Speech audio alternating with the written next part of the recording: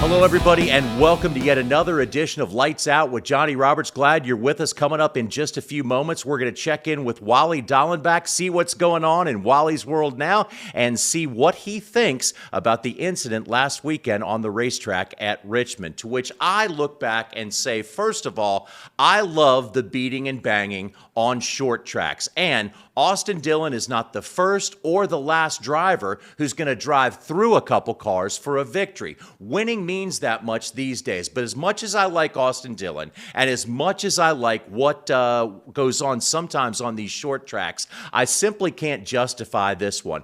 Austin Dillon simply pile drove the drivers in front of him. What he did was not a bump and run. It was the kind of aggressive driving that really lends towards people not liking the outcome of some of these races. It doesn't take much talent to do what some drivers do in terms of driving through somebody rather than setting them up, making a little bump, and pass. This one was egregious, but what I don't agree with is NASCAR taking the automatic playoff bid away. Austin Dillon, as of right now, gets to keep that victory. He gets to keep the victory, but he doesn't get the automatic berth in the playoffs. Now, there's no precedent for this. NASCAR could have invoked this on several occasions in terms of aggressive driving late in a race. I think this sport needs to remain self-policing, whereas the drivers will deal with that kind of behavior. Now, when it comes to safety on the racetrack,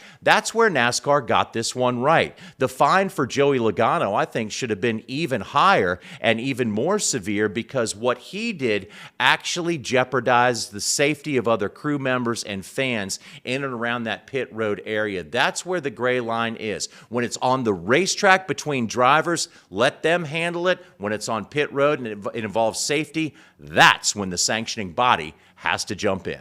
And we want to welcome in now our good friend Wally Dallenbach. Wally, it has been way too long since we have talked. You know, it used to be on a day you used to have to wake up early and hang out with me all day in a TV studio. Yeah. What's life like right now for Wally? It's pretty good. I mean, I wake up and I pretty much don't do anything all day.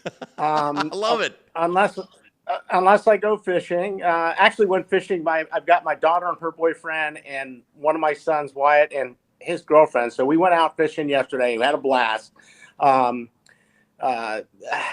seas were angry that day, my friend, but we caught a lot of fish. That's a beautiful thing. So, Wally, life beyond the driver's seat, I know it was, for a lot of people, it's a big transition, you know, to go from driving and the grind that's being a NASCAR driver week in and week out. Was it at all difficult for you, especially having the media thing on your side, to make that transition from the driver's seat to a different walk of life? You know, it was hard at first. There's no question. When you've driven your whole life and you're kind of like, okay, I put that aside, and then I was doing the TV stuff. It was really difficult the first half of the year to be, you know, watching the race and calling a race instead of being in the race. But the one cool thing about the TV thing, which you know, it's such a fun group of people to be around, and we had so much fun doing it. And, you know, away from the racetrack, at the racetrack, I kind of, you know, it's not that you ever lose the taste to drive, but it made it a lot easier just because of the people you're around and how much fun you have. And I was fortunate that really after I completely got out of the TV stuff, you know, doing the stuff with you guys and Fox and everything, I got to go back and do some racing. I started off doing some vintage racing with a guy named John Cloud that I met. And for the last couple of years, I've been doing a handful of Trans Am races every year. So I'm really having probably as much fun or more fun now doing that than I ever have. So it worked out really good. But it is a hard transition because, you're used to doing, like you said, that grind every single week. And then all of a sudden you're doing something totally different and you don't know what you're doing. I didn't know what I was doing. I mean, they basically threw me in the booth. I'm like, yeah, here, just start talking. But when you have a lot of good people around you, it makes it easier. Yeah, and I know, Wally, one of the things that I just definitely remember about you and me, well, we took our job seriously, but we really annoyed producers at Yeah, times because of, well, we yeah, had maybe a little bit too much fun. yeah. You never can have too much fun. And the way I looked at it is, listen, if you think I'm having too much fun and you want me to do something different, then see ya. I'm gonna do something else. And it was even funny. It was like all the times that you and I sat in your little cubicle before we did the race day stuff and everything. I'm not sure we talked anything about racing, if I I don't remember think we did. correctly. It No. was all different stuff, and we had a lot of laughs. But then again, I think that brings the personalities onto the set. When you're working with people that you really want to hang out with and have fun with, that comes across on the TV. And I think that's what makes a lot of it work.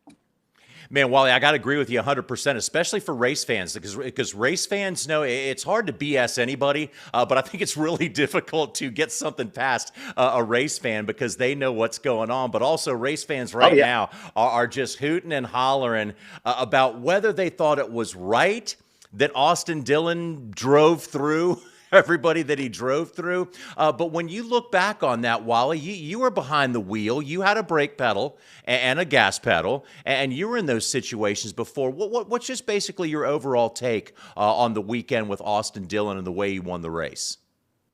So I think what hit me on that one is, Johnny, listen, there's bump and runs, and I get it when you're on somebody's bumper and it's the last lap and you're coming for the checkered. And I even hate when it's done that way. But it's almost acceptable. I think the deal at Richmond was, I'm sorry, I think it was way over the line. When you're 5 or 6 car lengths back, there's no way you're gonna, win the race unless you don't lift and take the guy out. I, I think that's a bit too much. And what I saw was, and I think Denny Hamlin made a comment in one of the post race interviews, which I completely agree with him on, was, when my daughter was racing in short tracks, I saw a lot of that going on. I saw that there was a lot of talented kids out there, but they couldn't figure out how to get around you, so they drive through you. If that's the way this is going to be done from now on, I'm out. I'm not interested. I don't want to watch. It takes no talent to take a guy or 2 guys out, as far as I'm concerned, to win a race in the last corner. I can see if he was closer and they were, nose to tail, I can see it. But when you're coming from that far back and doing something like that, I'm just not a fan of it. And I wasn't a fan of it in short track racing. So what message are we sending here? I understand the chase is important, and it's almost sometimes you always hear it's a win at all costs. But I think, I think NASCAR, I think these guys got to take a good look at it. Elton Sawyer is a good guy. We've been friends a long time. I think he does a really good job, and him being an ex-driver, he gets it. So I would see something coming from this. Wally, your driving career was pretty interesting in terms of where it was. You got a little bit of the old school, but also a little bit of the new wave of NASCAR, a little bit of the modern era. You were behind the wheel when NASCAR was really at the peak, and you drove for all kinds of different fantastic owners in the stock car era. What was the biggest changes you saw? How much did racing change during your driving career? I think, maybe, Johnny, I think the cars changed a lot more when I got out of it and I got into the booth.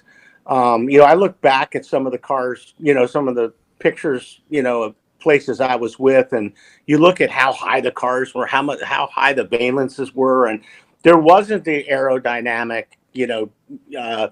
ground effects. There wasn't a whole lot of that. And although, the guys that were really going fast, I think in my era had a better handle on, they were doing better jobs with the bodies to try to get as much downforce as they could. And I think there were some guys that really, they really adapted to that. So the cars are pretty hard to drive. They slid around. Listen, all race cars are hard to drive. Don't get me wrong, but nothing's easy to drive when it comes to racing, especially when there's 40 other cars exactly the same around you. But I think technology has definitely come a long way from when I started out in NASCAR and when I kind of stopped driving in NASCAR compared to what the cars are now. I like the new cars. I think they're really cool. I think they're more, they're more kind of like the stuff that I grew up with in Trans Am and IMSA. There's a lot more that's being, used as aero and things like that, gearboxes and stuff like that. But it still comes down to the racing. And I think it's also interesting where, tire wear made such a difference back when I was driving. I don't know if it does. It just seems like everybody's running so much the same. Where I know, I remember if your car wasn't handling and your tires went off, you were done. I mean, you got lapped really, really fast. And I think the tires make a big difference. And I know they're trying some things, with the tires right now, which I think would be pretty cool. But I think the tire degradation, that if you see more of that, I think you see more driving and you see more technique and you may see, some more passing and things like that. But, I do like the race cars they're driving now. And I think they'd be a blast on a road course. I never got to drive one of those cars on a road course, but they're basically road course cars. So, it's definitely technology has come a long way since when I started driving. And Wally, I think we all might be a little bit guilty. Not to say that you or me are old guys or anything, but any stretch of the imagination. No. But when when you've done something for a while and you look back at the people that are doing what you used to do, we all might be a little bit guilty of saying, "Well, it was tougher back then, or it was better back then." What do you think these days about some of the criticisms? A lot of people say, "Well, it's just so different these days. The sport's so sanitized." When you sit back and you watch a NASCAR race, what do you think about the state of the sport? Because again, you guys who held the wheel, you guys have the opinion and I just think the perspective that's much more important. Well, Johnny, I think, like I said, I think the racing part of it, the talent part, I think the talent is, so deep in NASCAR. Those guys are all really, really, really great drivers. And I think it's more competitive than it's ever been, which again makes it harder because everybody's pretty much, running the same lap times. I think I don't know. I just get the feeling like back in the, the 70s or the 80s or the 90s or whatever, it was looked upon a little bit differently as far as kind of the characters. I think they were identified differently, I believe. They were a lot of them were looked at like good old boys. They were just, guys that would be, out on their tractor one day or, baling hay one day and then racing on the weekends. Of course, that's all changed in all motorsports and all sports altogether.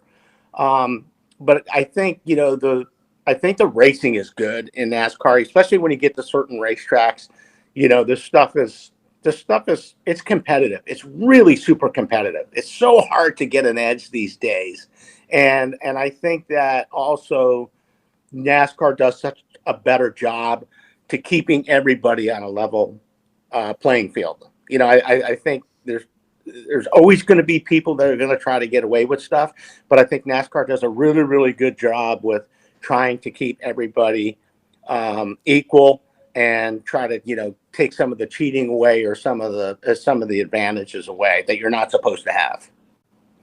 So Wally, you and me, okay, we irritated some of our coworkers over the years. We irritated some of our producers, but I just got to say, brother, I cherish the times we got to spend together on the weekends doing those TV shows. I miss you terribly, man, and it's just so great to talk to you today.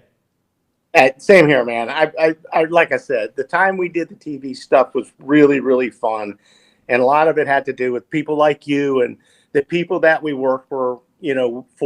Were fun, and it was really a great time in my life, and I enjoyed it. So, and I still irritate quite a few people, so that's not really changed much. Well, that's our job. Whatever. I don't care. For. But That's what we're here for. Exactly.